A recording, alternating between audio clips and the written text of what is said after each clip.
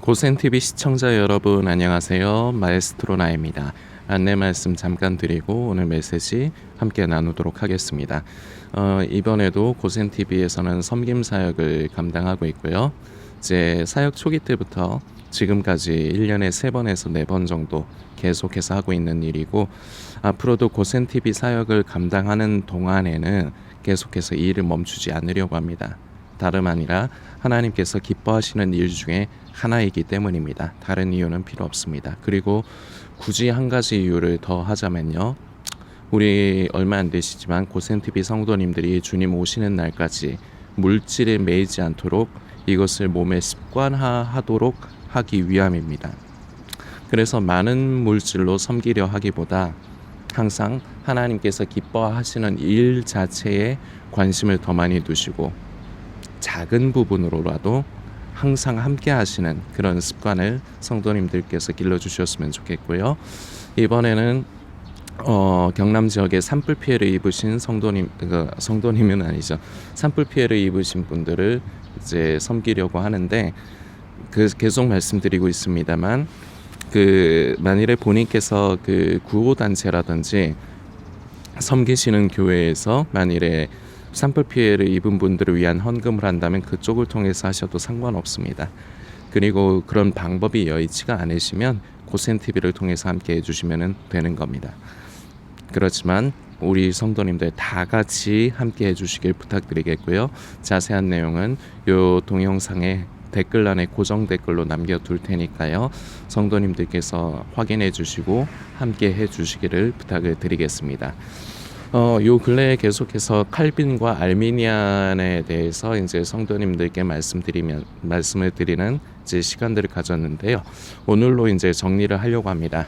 결론입니다만, 칼빈도 알미니안도 결국은 사람의 견해입니다. 생각이죠.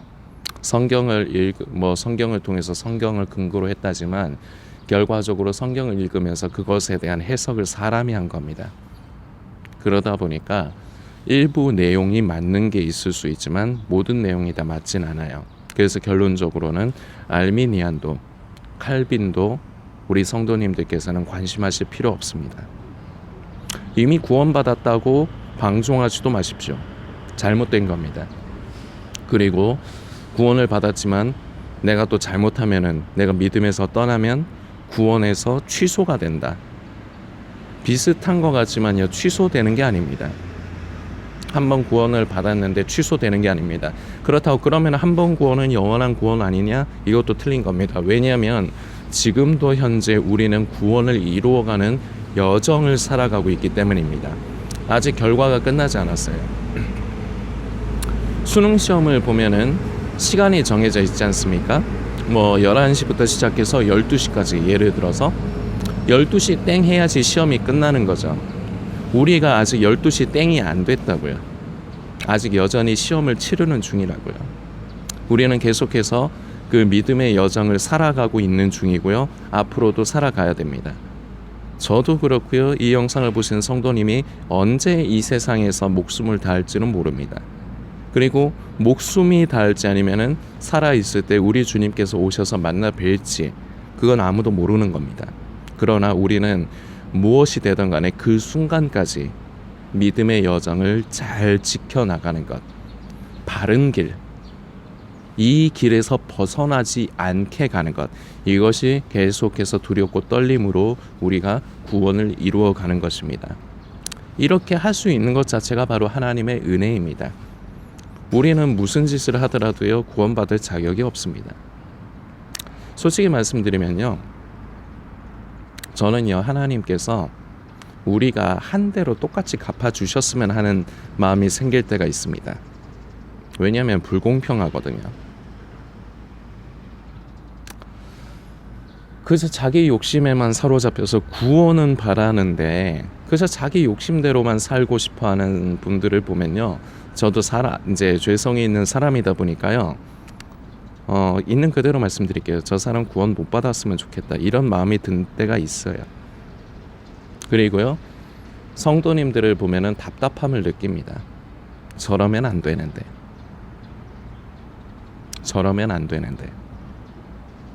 만일에 자신의 영혼이 달린 문제, 영혼의 문제가 달린 문제에도 저런다면은 그럼 본인이 선택했으니까 본인이 선택한 합당한 결과물을 하나님께서 허락하시는 게 올바른 것 아닌가.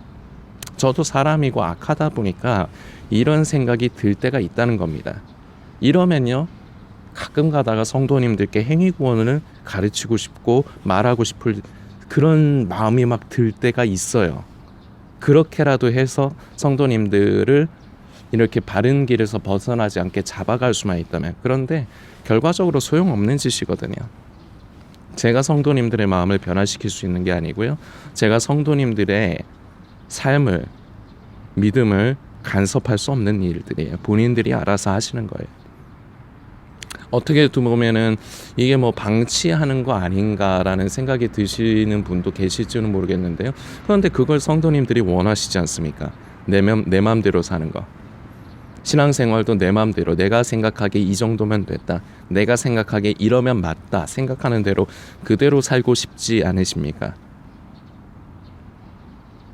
그래서 그렇게 사시면 거기에 대해서 합당하게 하나님께서 처우를 하셨으면 좋겠다는 마음이 든다는 거예요. 한 번씩. 그러나 우리 하나님은 그런 분은 아니십니다. 다만 성도님들께 부탁드립니다. 구원에 대해서, 휴거에 대해서 너무 집중하지 마십시오. 그저 내가 오늘 하루를 내가 그리스도인으로서 잘 살아가고 있는가, 하나님의 뜻을 만지면서 살아가고 있는가, 그리고 그 뜻대로 내가 살아가고 있는가, 여기에 집중하십시오. 이렇게 하루 살고요, 내일도 그렇게 살고요, 모레도 그렇게 살고요, 이달도, 올해도, 내년에도 10년 동안, 20년 동안 계속해서 그렇게 살아가다 보면요, 결과물은 열매로 맺어지는 겁니다. 결과물에 너무 목매지 마세요. 그러면 오히려 결과물이 안 좋을 수 있습니다. 성도님들 중에 본인의 삶으로 인해서 하나님 앞에서 왠지 합당하지 못한 것 같고 너무 죄가 많고 이러한 모습 때문에 구원에 대해서, 휴거에 대해서 자포자기하고 두려워하시는 분들이 있을 수 있습니다. 이게 또 어떤 면에서는 행위주의의 영향을 좀 받은 거긴 하죠.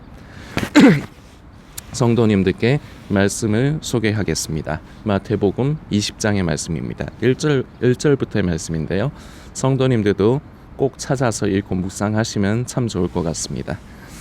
제가 읽어드리겠습니다. 천국은 마치 품꾼을 얻어 포도원에 들여보내려고 이른 아침에 나간 집주인과 같으니 그가 하루 한 데나리온씩 품꾼들과 약속하여 포도원에 들여보내고 또 제3시에 나가보니 장터에 놀고 서 있는 사람들이 또 있는지라 그들에게 이르되 너희도 포도원에 들어가라 내가 너희에게 상당하게 주리라 하니 그들이 가고 제6시와 제9시에 또 나가 그와 같이 하고 제11시에도 나가보니 서 있는 사람들이 또 있는지라 이르되 너희는 어찌하여 종일토록 놀고 여기 서 있느냐 이르되 우리를 품꾼으로 쓰는 이가 없음이니이다. 이르되 너희도 포도원에 들어가라 하니라.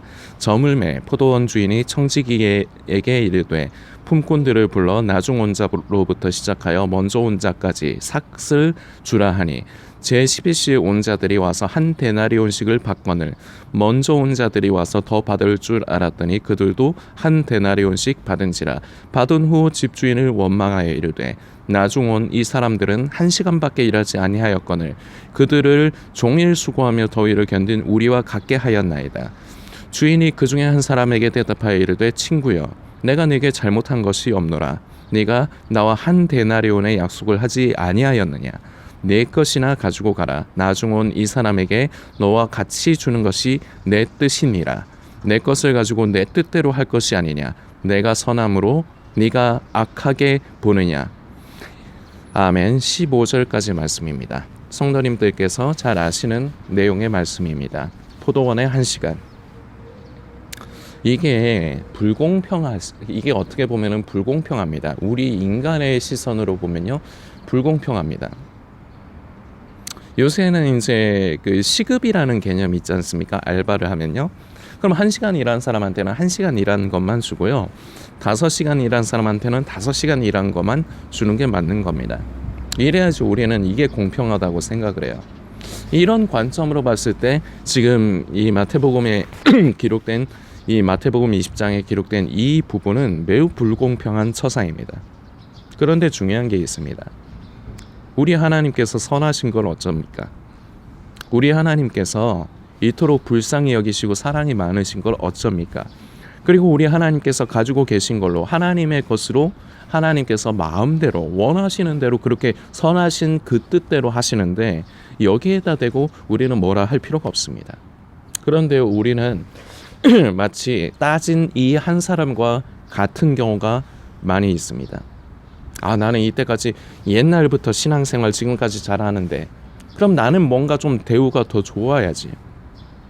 이제 겨우 예수 믿고 세상에서 자기 마음대로 살다가 멋대로 살다가 이런 사람들하고 이러다가 이제 겨우 예수 믿은 사람하고 나하고 대우가 똑같으면 저 사람도 똑같이 구원받는다면 이건 뭔가 불공평한 거 아닌가? 우리 입장에선 그렇게 생각이 될 수 있어요. 이거 우리 영역 아닙니다. 성경에 기록된 표현으로 치면요, 그 주인의 영역입니다. 그런데 그 주인이 참 사랑이 많습니다. 관대합니다. 지쳐있는 성도님들, 구원에 대해서 휴거에 대해서 두려움을 갖고 계신 성도님들, 지금도 늦지 않았습니다. 그동안 잘하고 계신 성도님들이요, 불공평하다는 마음을 품을 필요 없습니다. 그저 본인 일이나 잘하십시오. 본인이 가고 있는 그 믿음의 길에서 끝까지 벗어나지 않도록. 사람은 늘 변하는 존재입니다. 그렇기 때문에 지금의 모습이 나중에까지 동일하리란 법은 없습니다. 스스로의 모습을 잘 지키십시오. 그리고 힘겨워하시는 성도님들, 두려워하시는 성도님들, 늦지 않았습니다. 지금도 기다리시는 겁니다. 하나님께서는 성도님이 돌이키길, 돌아오길 지금도 기다리시는 겁니다. 성도님들께서 용기를 내셨으면 좋겠습니다. 그리고 이 세상 살아가면서요, 더 이상 오늘 이 영상 이후로부터는요, 우리 성도님이 구원에 대해서, 휴거에 대해서 두려움에 쌓여 살지 않으셨으면 좋겠습니다. 이 부분에 대해서 완전한 자유함을 얻으시길 소망합니다. 그렇다고 방종하고 나는 이미 구원받았다는 착각에 빠져서요, 삶을 돌아보지 않고 방종하는 그런 사람이 되지도 않기를 원합니다. 중심을 잘 잡으십시오. 좌로나 우로나 치우치지 않게 하십시오. 성도님들께서 더 많이 묵상해 주시길 부탁드리겠습니다.